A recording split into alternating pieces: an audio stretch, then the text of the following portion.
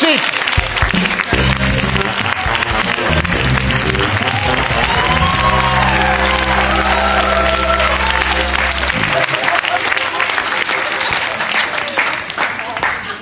Tervetuloa.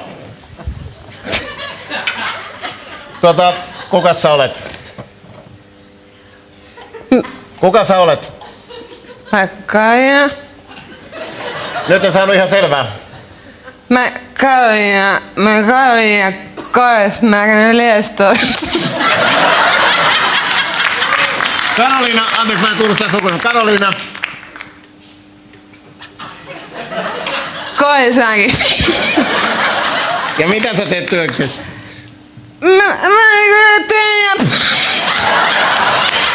teen aika paljon niin paljon kun mä olisin mä en tarkoita mitään pahaa.